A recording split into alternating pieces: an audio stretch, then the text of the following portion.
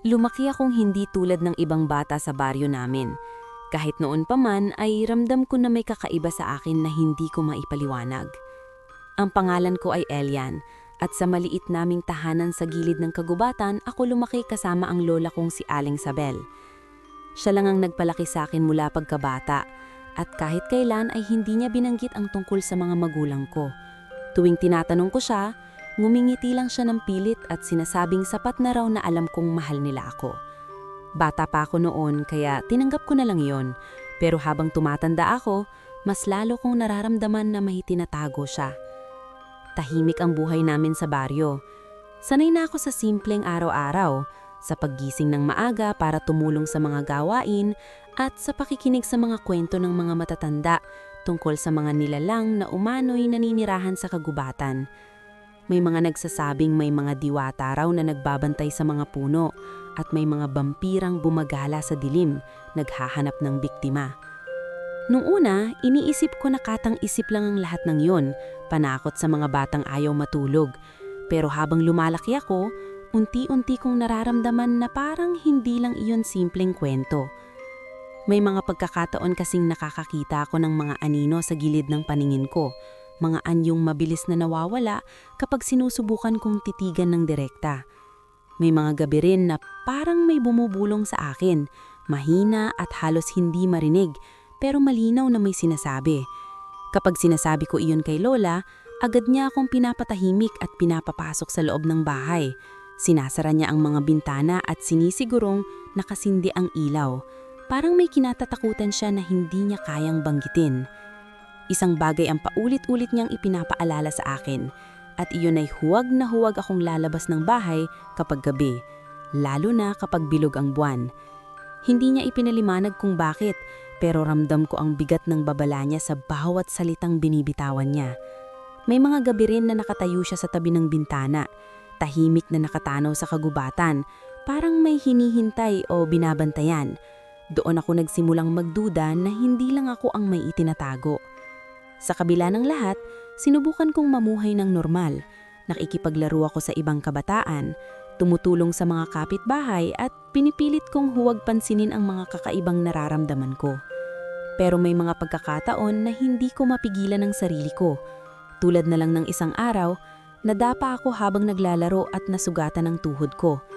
Umiyak ako sa sakit pero ilang minuto lang ang lumipas, napansin kong unti-unti itong nagsasara hanggang sa tuluyang mawala ang sugat. Napatingin ako sa mga kamay ko, hindi ko alam kung matutuwa o matatakot. May isa pang pagkakataon na nagkasakit ang isang alaga naming aso. Nanghihina ito at halos hindi na gumagalaw. Hindi ko alam kung anong pumasok sa isip ko pero hinawakan ko ang ulo nito at ipinikit ang mga mata ko. Ilang sandali lang ang lumipas, bigla itong kumilos at tumayo na parang walang nangyari. Natulala ako sa ginawa ko at mula noon, lalo kong kinatakutan ang sarili ko. Dumating ang gabing hindi ko malilimutan, ang gabing nagbago ng lahat. Bilog ang buwan noon, maliwanag ang paligid kahit gabi na. Natulog na si Lola pero hindi ako mapakali. Parang may humihila sa akin palabas. May tinig na hindi ko maintindihan pero malinaw ang pakiramdam na tinatawag ako. Tahimik akong bumangon sa loob ng bahay. Doon ko siya nakita. Isang lalaki ang nakatayo sa ilalim ng puno sa labas ng bahay namin. Nakatingin siya direkto sa akin. Hindi kumikilos, parang matagal na niya akong hinihintay. Hindi ko maaninag ng maayos ang mukha niya pero ang mga mata niya ay kumikislap sa dilim. May kakaibang kulay na hindi ko pa nakikita sa kahit kanino. Dapat sana ay matakot ako, pero sa halip may naramdaman akong kakaibang pamilyar. Parang kilala ko siya kahit ngayon ko lang siya nakita. Hindi ko alam kung gaano katagal kaming nagtitigan, pero bigla siyang numiti. Hindi iyon simpleng numiti, may halong lungkot at pananabik. Para bang matagal na niya akong hinahanap. Napaatras ako ng bahagya, pero hindi ko maalis ang tingin ko sa kanya. Sa sandaling iyon, naramdaman kong may bahagi ng sarili ko na gustong lumapit, gustong makilala kung sino siya. Pero bago pa ako makagawa ng kahit anong hakbang, bigla siyang nawala. Parang usok na naglahaw sa hangin, iniwan akong mag-isa sa dilim ng gabi. Napaupo ako sa sahig, hinihingal at litong-lito sa nangyari.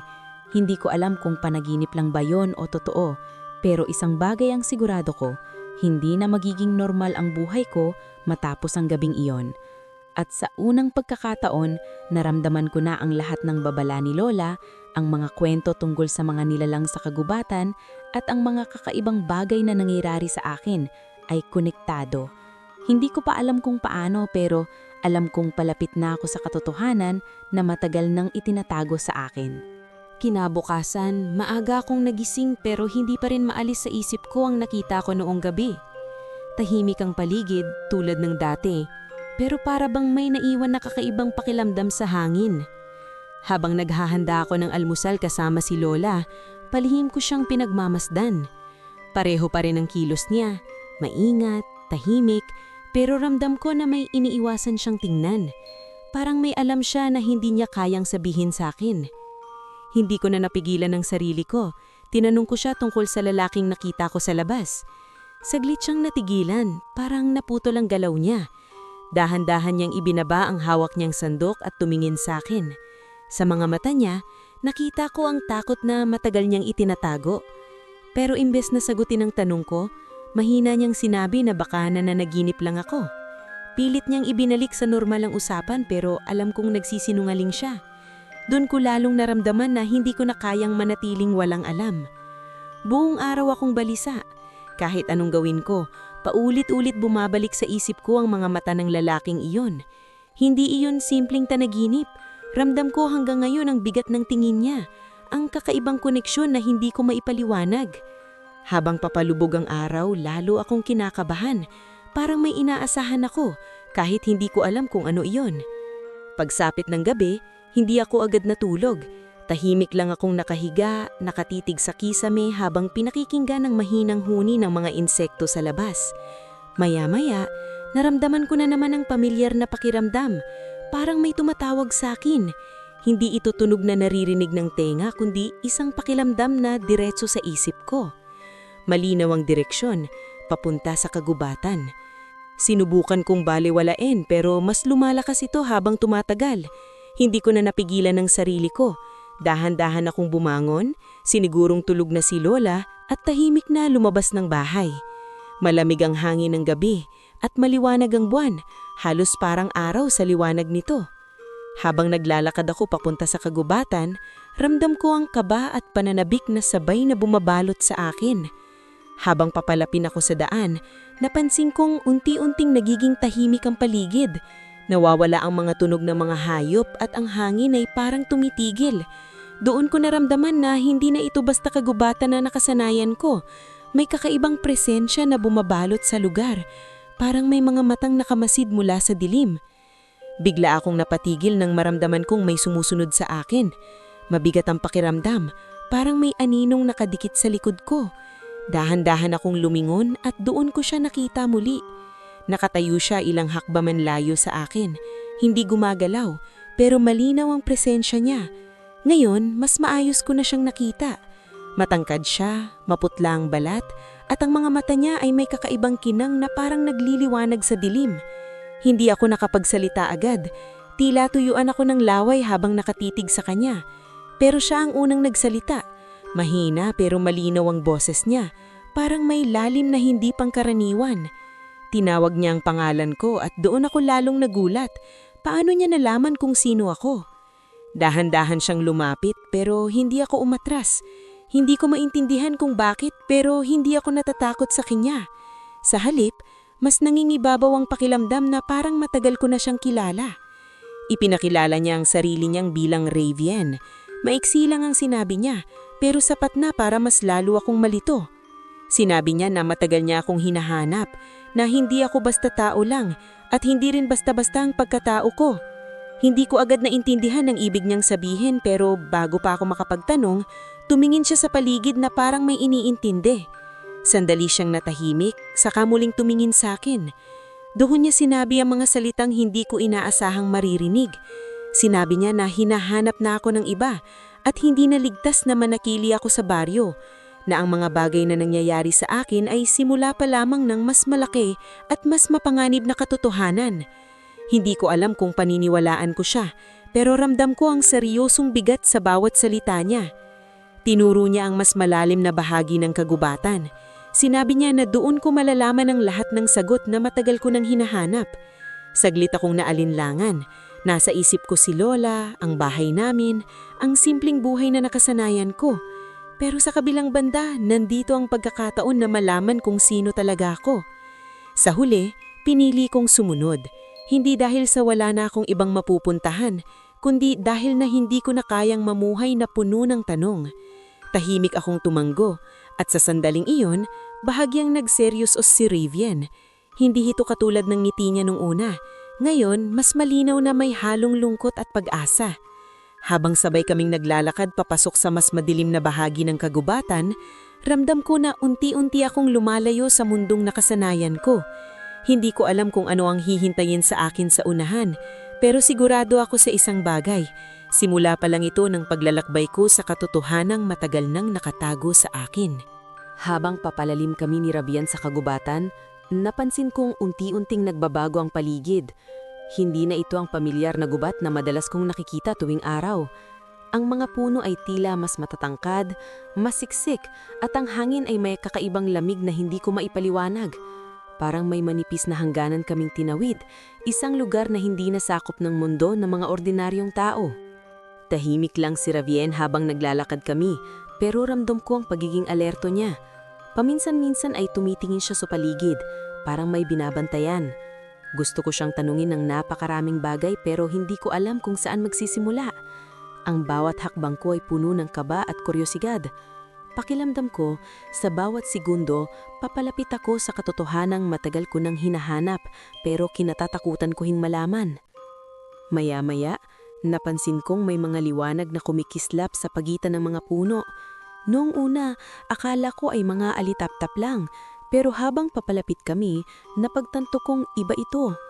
Ang mga liwanag ay gumaganaw ng may direksyon, parang may sariling isip. Nang tuluyan kaming lumapit, doon ko nakita ang mga nilalang na hindi ko akalaing totoo.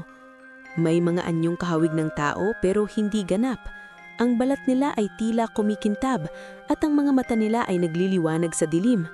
Ang iba ay may mahabang buhok na parang hinahaplos ng hangin kahit walang hangin. May mga pakpak ang ilan, manipis at kumikislap na parang gawa sa liwanag. Napahinto ako sa kinatatayuan ko, hindi makapaniwala sa nakikita ko. Hindi ako pinansin ng karamihan sa kanila, pero may ilan na napatingin sa akin. Sa mga titig nila, ramdam ko ang pag-aalinlangan at pagtataka. Parang hindi nila alam kung ano ako. Si Ravien ang una ng kumilos. Lumapit siya sa isa sa mga nilalang, isang matandang anyo na may mata na parang puno ng kaalaman. May mahinang usapan silang naganap, hindi ko maintindihan ang mga salitang ginamit nila, pero ramdam ko ang bigat ng bawat linya. Ilang sandali pa, tumingin sa akin ang matandang nilalang. Lumapit siya ng dahan-dahan at habang papalapit, pakiramdam ko ay may kung anong bumabasa sa loob ko, parang sinusuri ang pagkatao ko. Hindi ako nakagalaw, para bang may puwersang pumipigil sa akin.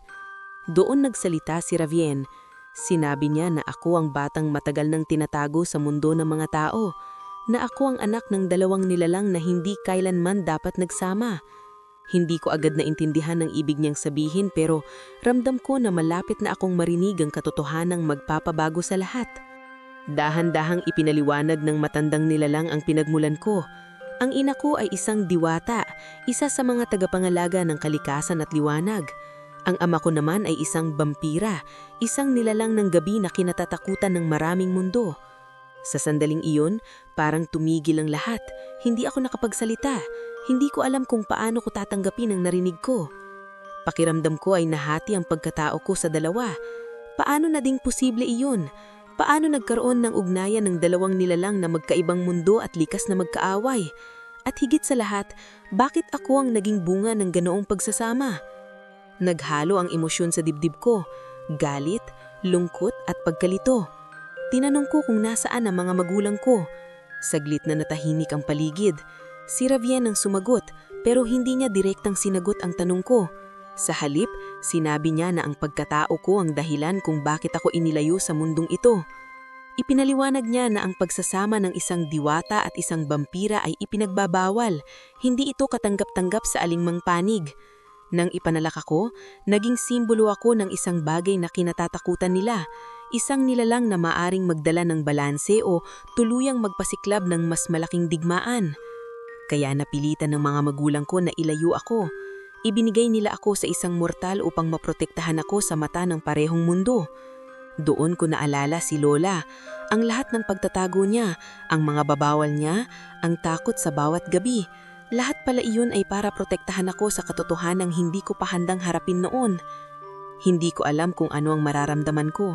Bahagi ko ay gusto magalit sa mga magulang ko dahil iniwan nila ako. Pero may bahagi rin akong nauunawaan ang sakripisyong ginawa nila. Kung totoo ang sinasabi ni Ravien, ginawa nila iyon para mabuhay ako. Napaupo ako sa lupa, hawak ang ulo ko habang pilit inuunawa ang lahat. Sa unang pagkakataon, naramdaman ko ang bigat ng tunay kong pagkatao. Hindi na ako simpleng batang lumaki sa baryo. Hindi na ako ang taong akala ko kilala ko. Lumapit si Ravien at tahimik na tumabi sa akin. Wala siyang sinabi, pero ramdam ko na nauunawaan niya ang pinagdadaanan ko. Sa sandaling iyon, napagtanto ko na wala nang babalikan. Ang mundong kinalakihan ko ay isa na lamang bahagi ng nakaraan. At habang nakatingin ako sa mga nilalang na nakapaligid sa akin, unti-unti kong tinanggap na ang buhay ko ay hindi kailanmang magiging normal. Dahil sa gabing iyon, tuluyan nang nabuksan ang pinto sa mundong matagal nang nakatago sa akin at wala na akong ibang pagpipilian kundi harapin ito. Matagal akong nanatiling nakaupo sa lupa. Pinipilit intindihin ang bigat ng katotohanang ibinunyag sa akin. Hindi ko alam kung ilang minuto o oras ang lumipas. Pero nang tuluyan akong tumingala, nakita ko si Ravien na tahimik lang na nakatayo sa tabi ko. Tila hinihintay na maging handa ako. Sa paligid namin, ang mga nilalang na kanina'y nagmamasid ay unti-unti nang nagbalik sa kani-kanilang gawain. Gulit ramdam ko pa rin ang kanilang presensya. Parang hindi nila ako tuluyang inaalis sa kanilang paningin. Dahan-dahan akong tumayo, kahit mabigat pa rin ang pakiramdam ko. Tinignan ko si Ravien at sa pagkakataong iyon, hindi ko na siya tinignan bilang isang estranghero. Siya na lang ang taning taong may sagot sa mga tanong ko, kaya pinili kong magtiwala kahit kaunti.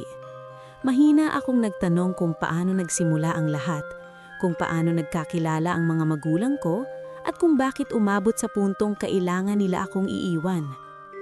Huminga ng malalim si Ravien bago sumagot. Sa tono ng boses niya, ramdam ko na hindi simpleng kwento ang sasabihin niya. Dinala niya ako sa isang bahagi ng kagubatan kung saan mas tahimik, malayo sa ibang nilalang. Doon niya sinimulang ikwento ang nakaraan na matagal nang nakatago. Ayon sa kanya, matagal nang may alitan ang mundo ng mga diwata at mga vampira. Ang mga diwata ay tagapangalaga ng kalikasan at balanse, habang ang mga vampira naman ay nabubuhay sa dilim at kadalasang itinuturing na banta sa iba. Hindi sila kailanman nagkasundo at sa paglipas ng panahon, ang tensyon sa pagitan nila ay nauwi sa isang digmaan na nagdulot ng matinding pinsala sa parehong panig. Sa gitna ng kaduluhan, doon nagkakilala ang mga magulang ko. Hindi inaasahan ang kanilang pagtatagpo. Ayon kay Ravien, ang ina ko ay isa sa mga pinakamalakas na diwata, kilala sa kakayahan niyang magpagaling at magpanumbalik ng buhay. Ang ama ko naman ay isang makapangyarihang vampira, ngunit hindi tulad ng iba, may sarili siyang prinsipyo at hindi sumusunod sa karaniwang kagustuhan ng kanyang lahi. Nagkita sila sa isang labanan. Sa halip na patayin ng isa't isa, nagkaroon sila ng pag-uusap. Hindi agad nagbago ang lahat, pero unti-unting nabuo ang isang ugnayan na hindi nila inaasahan. Sa gitna ng digmaan, natagpuan nila ang katahimikan sa isa't isa. Sa kabila ng kanilang pagkakaiba, natutunan nilang magtiwala at magmahal. Habang ikinukwenta iyon ni Ravien, hindi ko maiwasang maramdaman ang kakaibang sakit sa dibdib ko. Hindi ko pa sila nakikita, pero sa bawat salitang naririnig ko, parang nakikita ko ang mga tagpong iyon. Parang may bahagi ng alaala nila na dumadaloy sa akin. Ngulit hindi naging madali ang lahat. Nang malaman ng parehong kanig ang kanilang relasyon, agad itong tinutulan. Para sa mga diwata, ang vampira ay kaaway. Para naman sa mga vampira, ang diwata ay hadlang. Ang pagsasama ng dalawang iyon ay itinuturing na isang kasalanan na hindi dapat mangyari. Nang ipanganak ako, lalo pang lumala ang sitwasyon. Hindi na lamang sila ang pinag-uusapan kundi ako na rin. Isang nilalang na may dugo ng liwanag at dilim. Isang bagay na hindi maunawaan ng dalawang mundo. Ayon kay Ravien, maraming natakot sa kung ano ang maaari kong maging. May mga naniniwala na ako ang magdadala ng kapayapaan, pero mas marami ang naniniwala na ako ang magiging simula ng mas malaking kaguluhan. Dahil doon, napilitan ng mga magulang ko na gumawa ng desisyon na magpapabago sa lahat. Hindi nila kayang manatili sa alinmang panig nang hindi nalalagay sa panganib ang buhay ko, kaya pinili nilang ilayo ako. Ibinigay ako sa isang mortal na mapagkakatiwalaan nila. Isang taong kayang itago ako mula sa mata ng dalawang mundo. Doon ko tuluyang naintindihan ang papel ng lola ko sa buhay ko. Hindi lang siya basta nag-alaga sa akin. Siya ang naging bantay ko gaban sa mga panganib na hindi ko nakikita. Ang bawat paalala niya, ang bawat takot na ipinapakita niya, lahat pala iyon ay bunga ng kaalamang dala niya tungkol sa tunay kong pagkatao. Napapikit ako sandali, pinipigilan ang paghalo ng emosyon sa loob ko. Hindi ko alam kung dapat ba akong magalit o magpasalamat. Iniwan nila ako, pero ginawa nila iyon para mabuhay ako. Isang sakripisyong hindi ko pa lubos na maunawaan, pero unti-unti ko nang tinatanggap. Nang muli akong tumingin kay Ravien, napansin kong mas mabigat na ang tingin niya sa akin. Parang may gusto pa siyang sabihin. At hindi ako nagkamali. Tahimik niyang sinabi na hindi pa tapos ang lahat. Ang pagkatao ko ay hindi lamang tungkol sa nakaraan ng mga magulang ko, kundi sa hinaharap na maaari kong baguhin o sirain. Sa sandaling iyon, naramdaman ko na ang lahat ng ito ay hindi lamang simpleng kwento ng pinanggalingan ko. Isa itong babala, isang paalala na ang buhay ko ay konektado sa mas malaking bagay na hindi ko pa lubos na maunawaan. Habang nakatayo ako sa gitna ng kagubatan, unti-unti kong tinanggap na hindi na ako ang batang walang alam sa mundo. Ang katotohanan ay nasa harap ko na, at kasama nito ang responsibilidad na hindi ko pa handang dalhin. Ngunit kahit ganun, alam kong wala na akong ibang pagpipilian, kundi ang magpatuloy at harapin ang landas na itinakda sa akin. Matapos kong marinig ang buong kwento tungkol sa mga magulang ko, hindi na ako nakatulog ng gabing iyon. Kahit nasa gitna ako ng mundo ng mga nilalang na dati akala ko'y katang-isip lang, ang isip ko ay bumalik sa mga simpleng alaala ko sa baryo, sa bahay namin, sa lola ko, sa katahimikan ng buhay na unti-unting nawawala sa akin. Pero sa kabila ng lahat, may isa pang mas mabigat na bagay na bumababag sa akin, ang sarili kong kapangyarihan. Napansin ko na simula nang malaman ko ang katotohanan, parang mas naging malinaw ang pakiramdam ko sa loob ng katawan ko. Parang may dalawang puwersa na unti-unting nagigising. Isang malamig at mabigat na tila kumakalat sa dugo ko at isang mainit at magaan na parang liwanag na gustong kumawala mula sa loob ko. Hindi ko maintindihan kung alin ang dapat kong sundin o kung dapat ko bang labanan ng isa sa kanila. Isang umaga, habang naglalakad ako mag-isa sa gilid ng kagubatan, napansin kong may sugat ang kamay ko mula sa isang matulis na sanga. Hindi ko agad pinansin, pero habang tinitingnan ko ito, kusang gumalaw ang kamay ko. Dahan-dahan kong hinawakan ang sugat at sa loob lamang ng ilang segundo, nagsimulang magsara ang balat ko hanggang sa tuluyang mawala ang hiwa. Napaatras ako, napatingin sa sarili kong kamay na parang hindi ko nakilala. Hindi pa ako nakakaalis sa gulat nang may isa pang pakiramdam ang pumasok sa akin. Isang kakaibang uhaw. Hindi ito gutom na nararanasan ng katawan, kundi mas malalim, mas madilim. Napahawak ako sa dibdib ko, pinipigilan ang biglang pagbilis ng tibok ng puso ko. Hindi ko alam kung saan nanggagaling ang pakiramdam na iyon, pero malinaw na hindi ito normal. Biglang lumitaw si Ravien sa harap ko, tila alam na niya ang nangyayari. Hindi siya nagulat, sa halip ay seryoso lang ang tingin niya sa akin. Lumapit siya at sinabi na nagsisimula ng magising ang tunay kong pagkatao. Ang kapangyarihan ng diwata at ang likas na uhaw ng isang vampira ay pareho nang gumagalaw sa loob ko. Hindi ko alam kung matatakot ba ako o hindi. Tinanong ko siya kung ano ang mangyayari sa akin.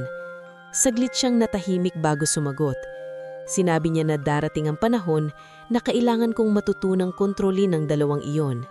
Dahil kung hindi, maaari akong maging panganib hindi lang sa sarili ko, kundi sa ibang tao. Doon ko naramdaman ang takot, hindi dahil sa mga nilalang na nasa paligid ko, kundi dahil sa posibilidad na ako mismo ang maging dahilan ng kapahamakan ng iba. Naalala ko ang baryo, ang mga taong kilala ko, ang lola ko. Paano kung sa isang iglap, hindi ko mapigilan ang sarili ko at makasakit ako ng tao.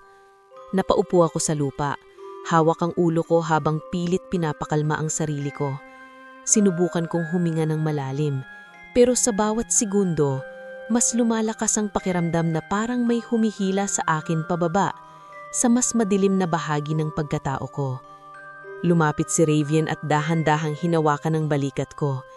Hindi niya ako pinilit, pero ramdam ko ang presensya niya. Parang isang paalala na hindi ako nag-iisa. Sinabi niya na hindi ako kailangang pumili agad, na ang mahalaga ay matutunan kong kilalanin ang sarili ko, hindi takbuhan ang kung ano ako. Ikinuwento niya na marami na siyang nakitang tulad ko, mga nilalang na hindi natutong kontrolin ang sarili nila at tuluyang nilamon ng isang bahagi ng pagkatao nila. May mga sumuko sa dilim, naging halimaw na kinatatakutan ng lahat. May iba naman na itinanggi ang bahagi ng sarili nila at sa huli ay nasira rin. Habang pinapakinggan ko siya, unti-unti kong naiintindihan na ang laban ko ay hindi laban sa ibang nilalang, kundi laban sa sarili ko. Kung paano ko tatanggapin ang dalawang mundong dumadaloy sa dugo ko, ang magtatakda kung anong uri ng nilalang ang magiging kahihinatnan ko. Sa mga sumunod na araw, sinimulan ni Ravian na turuan ako kung paano kontrolin ang nararamdaman ko. Hindi ito madali. May mga pagkakataon na nawawala ako sa sarili ko, lalo na kapag lumalakas ang pakiramdam ng uhaw. Pero sa bawat mangyayari iyon, pinipilit kong alahalanin kung sino ako, kung saan ako nanggaling, at ang ayaw kong mangyari. Unti-unti natutunan kong kontrolin ang paghinga ko, ang paggalaw ng katawan ko, at ang pag-focus ng isip ko. Kapag nararamdaman kong lumalakas ang madilim na bahagi ko, pinipikit ko ang mga mata ko at iniisip ang liwanag, ang mga alaala ko kasama si Lola, ang simpleng buhay na gusto kong protektahan. Pero kahit ganon, alam kong hindi pa tapos ang lahat. Ang bawat araw ay parang pagsubok, at sa likod ng lahat, nararamdaman kong may parating na mas malaking panganib.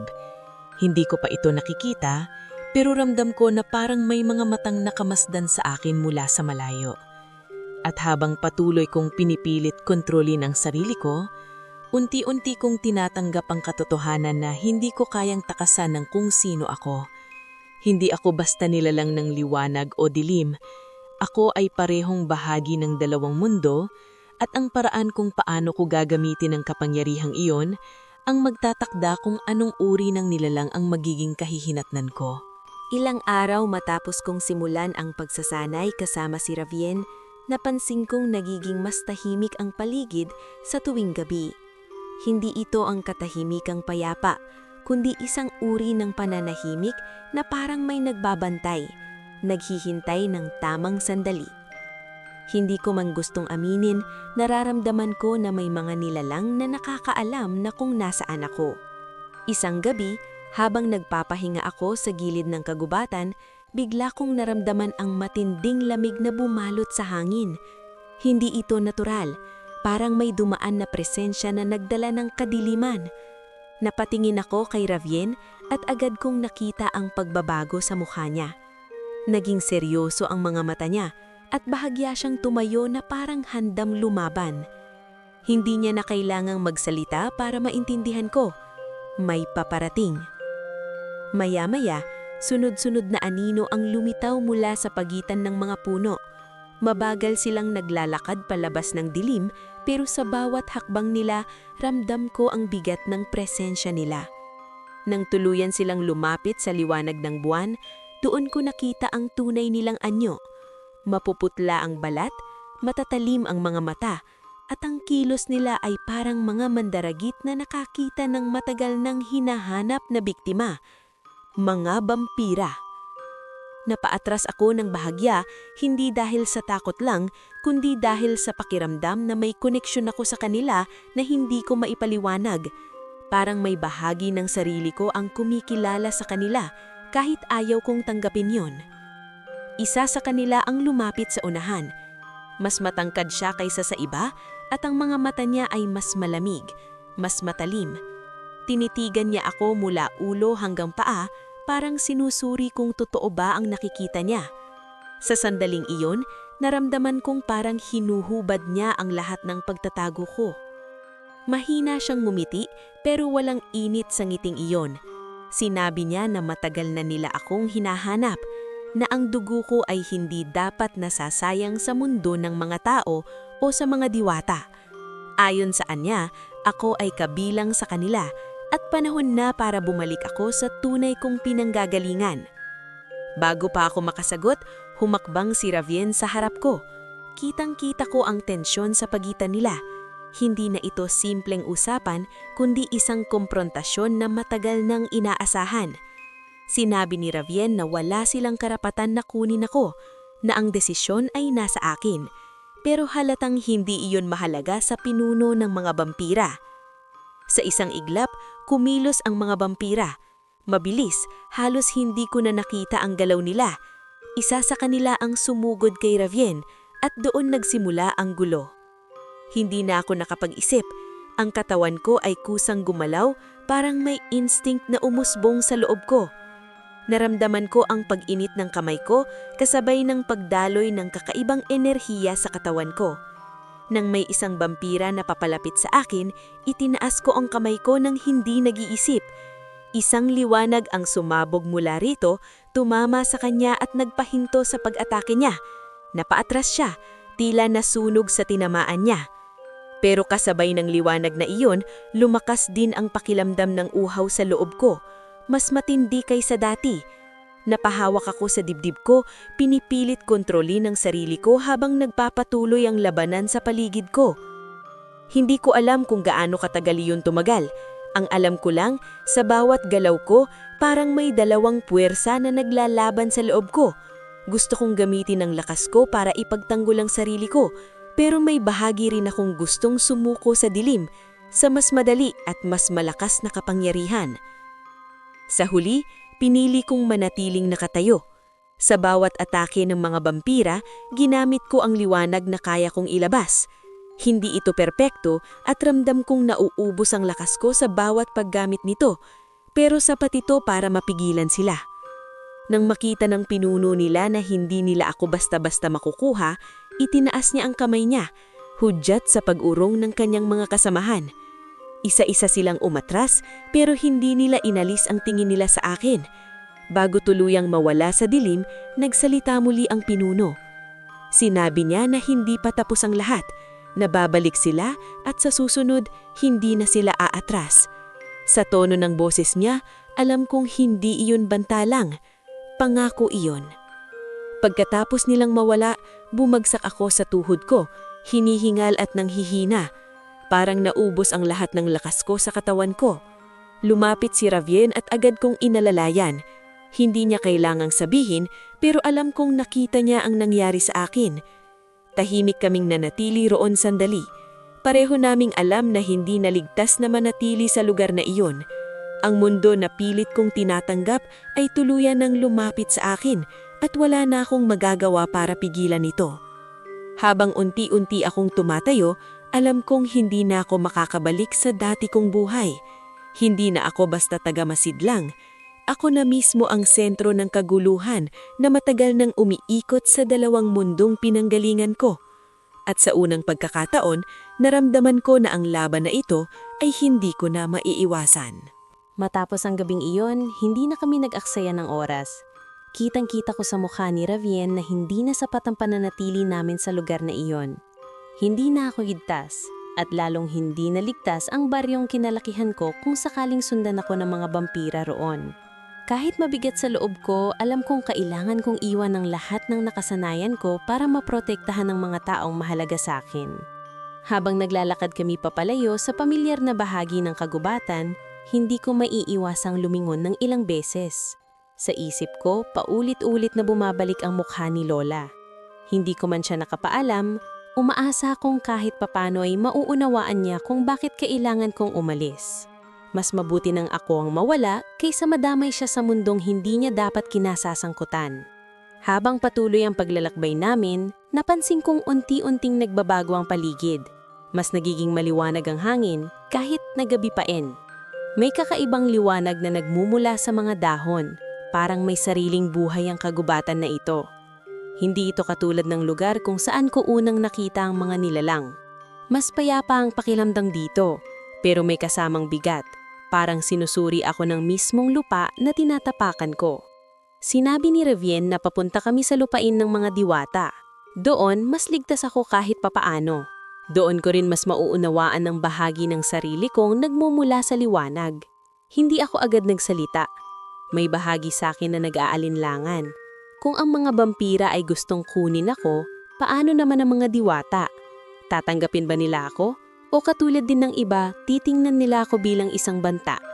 Hindi na ako nagtanong pa, pinili kong magpatuloy dahil wala na rin naman akong ibang mapupuntahan. Nang tuluyang kaming makarating sa hangganan ng kanilang lupain, napahinto ako. Sa harap ko, tila nagbukas ang kagubatan. Ang mga puno ay mas maayos ang pagkakatubo. Ang lupa ay tila mas malinis. At ang hangin ay may amoy na sariwa at magaang sa pakiramdam. May mga liwanag na kumikislap sa paligid, hindi nakakatakot kung hindi nakakapanatag. Pero sa kabila ng ganda ng lugar, ramdam ko agad ang presensya ng mga mata na nakamasid sa akin. Hindi pa kami tuluyang nakapasok ay lumitaw na ang ilang diwata mula sa mga puno. Hindi sila katulad ng mga nakita ko noon. Mas malinaw ang anyo nila ngayon. May ilan na may pakpak na kumikislap. Ang iba naman ay kahawig lang ng tao. Pero may kakaibang aura na hindi maipaliwanag. Sa bawat tingin nila sa akin, nararamdaman ko ang paghusga nila. Huminto si Ravien at bahagyang yumuko bilang paggalang. Ako naman ay nanatiling nakatayo. Hindi sigurado kung ano ang dapat kong gawin. Ilang sandali ang lumipas bago may isang diwata na lumapit sa amin. Mukhang siyang may mataas na katayuan sa kanila, base sa paraan ng paggalaw at pagtingin ng iba. Tinitigan niya ako ng matagal. Wala siyang sinasabi pero ramdam ko na parang sinusuri niya ang bawat bahagi ng pagkatao ko. Sa sandaling iyon, gusto kong umatras pero pinili kong manatili. Hindi na ako pwedeng tumakbo sa kung sino ako. Mahina siyang nagsalita. Tinanong kung ako ba ang anak ng diwata at bampiya na matagal nang pinag-uusapan sa kanilang mundo. Hindi ako agad nagsagot, pero tumanggo si Ravien bilang sagot para sa akin. Sa narinig niya, hindi siya nagpakita ng galit. Pero hindi rin siya nangumiti. Sa halip, sinabi niya na hindi lahat sa kanilang kaharian ay handang tanggapin ang presensya ko. Doon ko unang naramdaman ang bigat ng pangtanggap. Hindi sapat na alam ko kung sino ako. Kailangan ko itong patunayan sa iba. Pinapasok nila kami, pero hindi bilang isang panauhing na malayang tinatanggap. Ramdam ko na para akong sinusubaybayan sa bawat hakbang. May mga diwata na umiiwas sa akin. May iba naman na tahimik lang na nakamasid. Walang direktang pagtanggi, pero malinaw na may distansya sa pagitan ko at ng mundong ito. Dinala ako ni Ravien sa isang lugar kung saan ako pansamantalang mananatili. Doon niya sinabi na dito ko sisimula ng panibagong yugto ng buhay ko. Kailangan kong matutong kontrolin hindi lang ang kapangyarihan ko, kundi pati ang tingin ng iba sa akin. Sa mga sumunod na araw, ramdam ko ang bigat ng responsibilidad na dala ko. Hindi na ito lamang tungkol sa sarili ko. Ang bawat kilos ko ay parang sinusukat ng mata sa paligid. May mga pagkakataon na gusto kong umatras, bumalik sa dati kong buhay. Pero alam kong hindi na posible iyon. May isang matandang diwata na lumapit sa akin isang araw. Hindi siya katulad ng iba na umiiwas o tahimik lang sa tingin niya. May kakaibang tingin niya. Parang hindi siya natatakot sa kung ano ako. Sinabi niya na hindi ako narito para patunayan ang sarili ko sa iba, kundi para maintindihan kung sino talaga ako. Sa mga sumunod na sandali, nagsimula siyang turuan ako. Hindi ito katulad ng ginawa ni Ravien, mas malalim ito. Hindi lang kontrol sa lakas, kundi pag-unawa sa pinanggagalingan nito. Tinuruan niya akong maramdaman ang koneksyon ko sa paligid, sa hangin, sa lupa, sa buhay na dumadaloy sa lahat ng bagay. Unti-unti, natutunan kong huminga ng mas maayos, magpahinga ng hindi natatakot sa sarili ko, at gamitin ang kapangyarihan ko nang hindi ako nauubos. Sa bawat araw na lumilipas, nararamdaman kong mas nagiging malinaw kung sino ako. Pero sa kabila ng lahat ng iyon, hindi nawawala ang pakiramdam na may parating na mas malaking pagsubok. Ang mga vampira ay umatras, pero hindi sila nawala. At alam ko na sa susunod na pagkikita namin, hindi na ito magiging simpleng pag-atake lamang. Habang nakatayo ako sa gitna ng lupain ng mga diwata, naramdaman ko na kahit saan ako magpunta, dala ko ang dalawang mundong hindi kailanman magkakasundo. At sa pagitan nila, ako ang kailangang matutong tumayo nang hindi bumabagsak. Sa paglipas ng mga araw sa lupain ng mga diwata, unti-unti kong naramdaman ang pagbabago sa sarili ko. Hindi ito agad-agad at hindi rin madali, pero sa bawat pagsasanay na ibinibigay sa akin ng matandang diwata, mas nagiging malinaw kung paano ko haharapin ang dalawang puwersang nasa loob ko. Hindi niya ako pinilit na pumili kung alin ang mananaig. Sa halip, paulit-ulit niyang sinasabi na ang tunay na hamon ay ang tanggapin ng pareho. Sa simula, mahirap iyon tanggapin. Lumaki akong iniisip na ang liwanag at dilim ay magkalaban, na kailangan talunin ng isa para manaig ang kabila. Pero habang pinakikinggan ko ang kanya mga paliwanag, napagtanto ko na hindi pala ganun kasimple ang lahat. Ang liwanag ay hindi ganap kung walang dilim, at ang dilim ay walang kahulugan kung walang liwanag. Pareho silang bahagi ng balanse na matagal nang hinahanap ng dalawang mundo. Isang umaga, dinala niya ako sa isang lugar sa gitna ng kagubatan na puno ng kakaibang enerhiya. Tahimik ang paligid, pero ramdam ko ang malakas na daloy ng buhay sa bawat dahon, sa bawat hangin na dumadaan. Pinaupo niya ako sa lupa at pinapikit ang mga mata ko. Sinabi niyang huwag kong pilitin kontrolin ang sarili ko. Sa halip, hayaan ko lang maramdaman ang lahat.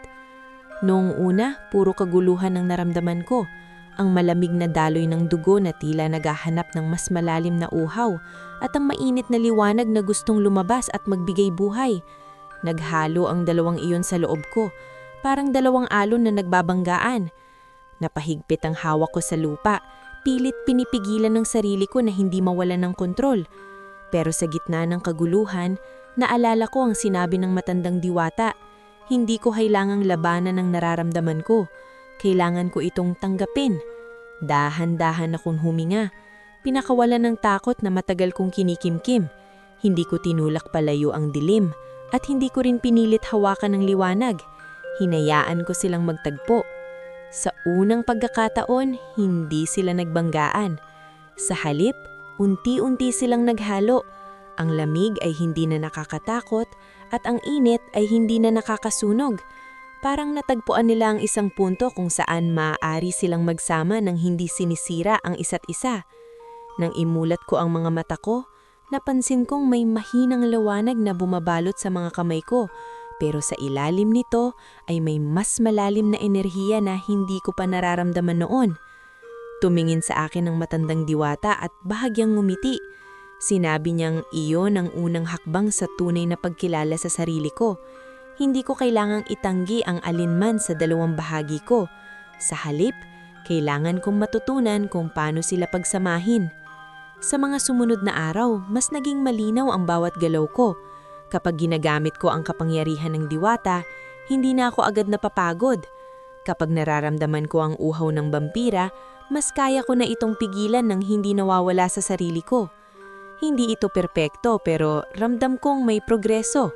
Unti-unti ring nagbago ang tingin sa akin ng ibang diwata. Hindi pa rin lahat ay nagtitiwala, pero may ilan na nagsimulang lumapit.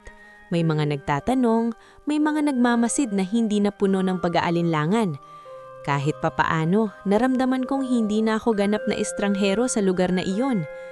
Ngunit sa kabila ng pag-unlad na iyon, hindi nawawala ang anino ng panganib na nakabitin sa hinaharap ko. Isang gabi, habang nakatayo ako sa gilid ng kanilang lupain, muling bumalik ang pamilyar na pakihamdam na parang may nakamasid. Hindi ito katulad ng dati. Mas mabigat, mas malinaw, parang mas malapit na. Lumapit si Ravian sa akin. Tahimik pero seryoso ang ekspresyon. Hindi niya na kailangang magsalita para maintindihan ko. Alam naming pareho kung ano ang ibig sabihin nito. Hindi nagkamali ang pakiramdam ko. Sa malayo, sa hangganan ng kagubatan, may gumagalaw na mga anino. Hindi sila basta mga nilalang na naglalakad lang. May direksyon ng galaw nila at ramdam ko ang presensya na mas malakas kaysa sa mga nakaharap ko noon. Dahan-dahan akong huminga, pinakalma ang sarili ko. Sa pagkakataong ito, hindi na ako katulad ng dati na natatakot at nalilito. Ramdam ko pa rin ang kaba, pero mas naningibabaw ang determinasyon na harapin kung ano man ang paparating. Habang nakatingin ako sa dilim, alam kong hindi na maiiwasan ang susunod na mangyayari. Ang mga vampira ay hindi lang babalik para kumuha. May mas malalim na dahilan ang pagdating nila at ako ang sentro ng lahat ng iyon. At sa kabituran ng sarili ko, naramdaman ko na ang lahat na natutunan ko ay malapit ng masubok. Hindi na ito tungkol sa pagtanggap sa sarili ko. Ito na ang sandali kung saan kailangan kong patunayan kung ano ang pinili kong maging. Hindi na kami naghintay pa. Nang tuluyang gumalaw ang mga anino sa hangganan ng kagubatan, agad na nagtipon ng ilang diwata sa paligid. Ramdam ko ang tensyon sa hangin, pero hindi ito kaguluhan na walang direksyon. Iba ito sa naranasan ko noon. Ngayon, mas organisado, mas handa ang bawat isa. Ngunit kahit ganun, malinaw sa kanilang mga mata na ang paparating ay hindi pangkaraniwan. Lumapit si Ravian sa tabi ko. Tahimik pero matatag ang presensya. Sinabi niyang ang darating ay hindi lamang basta mga vampira. Ang pinuno nila mismo ang naglalapit at hindi na ito simpleng pagkuha sa akin. Isa itong pagpapakita ng lakas, isang mensahe sa dalawang mundo. Hindi ako agad nagsalita. Sa loob ko, naramdaman ko ang pamilyar na paggalaw ng dalawang puwersa, ang liwanag na natutunan kong kontrolin at ang dilim na hindi na kasing bigat ng dati. Pero nandyan pa rin, naghihintay. Hindi na ako umatras. Sa pagkakataong ito, pinili kong humakbang pasulong. Habang papalapit ang mga anino, unti-unti silang nagkakaroon ng anyo. Hindi sila nagtatago, hindi sila nagmamadali, parang alam nilang walang makakapigil sa kanila. Nang tuluyang silang huminto sa harap ng hangganan, nakita ko ang pinuno nila. Siya rin ang nakita ko noong unang pag-atake, pero ngayon, mas malinaw ang presensya niya. Mas mabigat, mas nakakatakot, pero sa kabila nito, hindi ko na naramdaman ang parehong takot na dati kong naramdaman. Tinitigan niya ako ng matagal, parang sinusukat kung gaano na ako nagbago. Ngumiti siya ng bahagya, pero may halong pagkadismaya ang ngiting iyon. Sinabi niyang ramdam niya ang pagbabago sa akin, pero para sa kanya, isa lamang itong pag-aaksaya. Ayon sa kanya, ang kapangyarihan ko ay hindi para itago o pigilan, kundi para gamitin bilang sandata.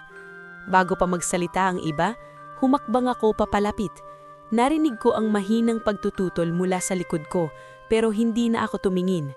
Sa pagkakataong iyon, alam kong kailangan kong magsalita para sa sarili ko. Sinabi ko sa kanya na hindi ako sandata, hindi ako pag-aari ng kahit anong mundo. Sa bawat salitang lumalabas sa bibig ko, ramdam ko ang bigat ng pinanggagalingan nito. Hindi na ito takot o pagdududa, isa na itong desisyon. Saglit siyang natahimik, tila hindi inaasahan ng sagot ko, ngulit mabilis ding bumalik ang malamig niyang ekspresyon. Sinabi niyang wala akong pagpipilian, na ang dugo ko ay magtatakda kung saan ako nabibilang. At kung hindi ako sasama sa kanila, pipilitin nila akong sumunod. Sa sandaling iyon, kumilos ang mga vampira. Ngunit hindi na ito katulad ng unang pag-atake. Mas maingat sila, mas sabay-sabay. Parang alam nila ang kakayahan ko. Hindi na ako naghintay. Itinaas ko ang kamay ko at sa pagkakataong iyon, hindi ko pinili kung alin sa dalawang kapangyarihan ang gagamitin ko. Hinayaan kong dumaloy ang pareho. Isang kakaibang enerhiya ang sumabog mula sa loob ko. Hindi ito purong liwanag at hindi rin ito ganap na dilim. Isang balanse na hindi ko pa nararanasan noon. Nang tumama ito sa mga papalapit na vampira, napahinto sila. Hindi sila agad umatras, pero ramdam ko ang pag-aalinlangan sa kanilang galaw. Nagpatuloy ang labanan, pero sa bawat galaw ko, mas nagiging malinaw ang kontrol ko. Hindi ko na kailangang pigilan ng sarili ko at hindi ko rin kailangang sumuko sa kahit anong bahagi ng pagkatao ko. Sa halip, ginagamit ko ang pareho bilang iisa. Naramdaman ko ang paglapit ng pinuno ng mga vampira. Mabilis ang galaw niya, halos hindi makita ng mata, pero sa pagkakataong iyon, nakita ko siya. Hindi ko alam kung paano pero ramdam ko ang bawat kilos niya bago pa ito mangyari. Nang sumugod siya, hindi ako umatras. Hinarap ko siya at sa pagkakataong iyon, nagbanggaan ang kapangyarihan namin. Hindi ito simpleng lakas laban sa lakas. Parang itong dalawang magkaibang mundo na nagtatagpo. Sa gitna ng laban, naramdaman ko ang galit niya, ang paniniwala niya na ang lakas ay dapat kontrolin at gamitin para manaig. Ngunit hindi ako nagpatalo sa emosyon. Pinili kong manatiling kalmado. Pinili kong ipakita na ang lakas ay hindi lamang para manira, kundi para magtakda ng hangganan. Unti-unti napaatras siya. Hindi dahil natalo siya ng tuluyan, kundi dahil nakita niya na hindi niya ako basta-basta kayang kontrolin. Sa unang pagkakataon, may nakita akong pagbabago sa mga mata niya. Hindi na lang galit o pagmamataas, may halong pagkadududa. Nang tumigil ang labanan, itinaas niya ang kamay niya, hudyat sa pag-urong ng kanyang mga kasama. Walang nagsalita ng loob ng ilang sandali. Tahimik ang paligid, pero puno ng bigat ang hangin. Bago siya tuluyang umalis, tumingin siya sa akin ng huli. Sinabi niyang hindi pa ito ang katapusan, ngunit sa tono niya, alam kong hindi na yon ang parehong banta na dati kong naramdaman. May halong pag-iingat na sa kanyang mga salita. Nang tuluyang silang mawala, saka ko naramdaman ng pagod, hindi lang pisikal, kundi pati sa loob ko. Pero sa kabila nito, may kakaibang katahimikan na pumasok sa isip ko. Sa unang pagkakataon, hindi ko na naramdaman na kailangan kong patunayan ang sarili ko sa kahit sino man. Hindi na rin ako nalilito kung sino ako. Dahil sa laban na iyon, napatunayan ko sa sarili ko na hindi ko kailangang pumili ng panig. Ako, ang sarili kong panig. Matapos ang laban na iyon, hindi agad bumalik sa dati ang lahat. Tahimik ang lupain ng mga diwata, pero hindi na ito ang katahimikang puno ng pag-aalinlangan. Sa halip, may kakaibang pag-iingat na bumalot sa bawat isa. Ramdam ko na ang nangyari ay hindi lang basta pagtatanggol, isa itong pagbabago sa paraan ng pagtingin nila sa akin. Sa mga sumunod na araw, napansin kong hindi na ako tinitignan bilang isang banta lamang. May ilan na lumalapit hindi para magtanong, kundi para makinig.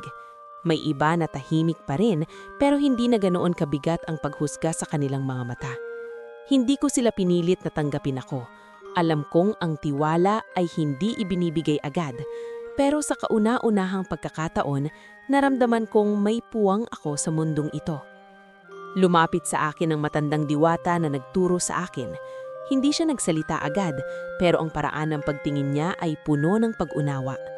Sinabi niya na ang ginawa ko ay hindi lamang pagtatanggol sa sarili ko, kundi isang pagpapakita na posible ang balanse na matagal nang hinahanap ng kanilang mundo. Hindi niya sinabing natapos na ang lahat.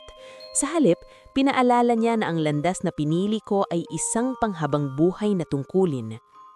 Hindi nagtagal, kinausap ako ni Ravian. Tahimik kaming naglakad sa gilid ng kagubatan, sa lugar kung saan ko unang naramdaman ang dalawang mundong dumadaloy sa akin. Sinabi niya na may pagkakataon na akong pumili kung saan ako mananatili. Maaari akong manatili sa lupain ng mga diwata o kaya'y maglakbay sa ibang lugar upang hanapin ang sarili kong daan. Hindi ako agad sumagot. Sa isip ko, bumalik ang alaala ng baryo, ang simpleng bahay namin, ang mga araw na walang iniisip kundi ang pang-araw-araw na buhay, at higit sa lahat, si Lola. Hindi ko alam kung ano na ang kalagayan niya. Hindi ko alam kung ligtas pa ba siya. Sa kabila ng lahat ng natutunan ko, may bahagi pa rin sa akin na nakatali sa mundong iyon. Ilang gabi akong nag-isip, hindi ito desisyon na basta-basta. Alam kong kahit saan ako pumunta, dala ko ang dalawang mundong pinagmulan ko. Hindi ko ito maiiwan at hindi ko rin dapat takasan. Sa huli, pinili kong bumalik. Hindi bilang taong dati kong kilala, kundi bilang bagong ako. Bumalik ako sa baryo, tahimik, walang ingay, parang isang anino na muling sumilip sa dati niyang buhay. Nang makita ko ang bahay namin, nanikip ang dibdib ko. Nandoon pa rin ito, hindi nagbago, pero ako, alam kong hindi na ako ang batang umalis dito. Pagpasok ko sa loob, nadatnang ko si Lola na nakaupo, tahimik, parang matagal nang naghihintay. Nang makita niya ako, hindi siya nagulat. Sa halip, dahan-dahan siyang numiti, parang kalam na niya na darating ako. Lumapit ako kay niya at sa unang pagkakataon matapos ang lahat, naramdaman ko ang katahimikan na matagal kong hinahanap. Wala kaming maraming sinabi sa isa't isa, hindi na kailangan. Sa paraan ng paghawak niya sa kamay ko, alam kong nauunawaan niya ang lahat ng nangyari. At sa sandaling iyon, naintindihan ko rin ang lahat ng sakripisyong ginawa niya para sa akin. Hindi ako nanatili roon ng matagal. Alam kong hindi na ako pwedeng bumalik sa dati kong buhay. Pero kailangan kong makita siya. Kailangan kong ipaalam na buhay ako at na hindi nasayang ang lahat ng ginawa niya. Umalis ako sa baryo na may bagong layunin. Hindi na ako nalilito kung saan ako nabibilang. Hindi na rin ako naghahanap ng sagot kung alin sa dalawang mundong pipiliin ko. Dahil sa huli, napagtanto ko na hindi ko kailangang pumili. Naglakbay ako sa iba't ibang lugar, hindi bilang isang nilalang na nagtatago, kundi bilang isang tagapamagitan. May mga pagkakataon na nakakatagpo ako ng mga nilalang na tulad ko, mga nawawala sa pagitan ng dalawang mundo. Sa bawat pagkakataon, sinisikap kong gabayan sila, tulad ng paggabay na natanggap ko. Hindi naging perpekto ang lahat. May mga pagkakataon na nahaharap pa rin ako sa panganib sa mga nilalang na hindi naniniwala sa balanse. Pero hindi na ako umatras, hindi na ako natakot kung sino ako. Dahil sa bawat laban, sa bawat duda, mas lalo kong nauunawaan ang kahulugan ng pagkatao ko. Hanggang ngayon, patuloy pa rin ang paglalakbay ko. Hindi ko alam kung saan ito magtatapos o kung may katapusan nga ba, pero isang bagay ang sigurado ko. Hindi ako basta anak ng diwata at vampira. Ako ang patunay na kahit magkaiba ang pinagmulan, may kakayahang magtagpo para sa mas tahimik at mas maayos na bukas.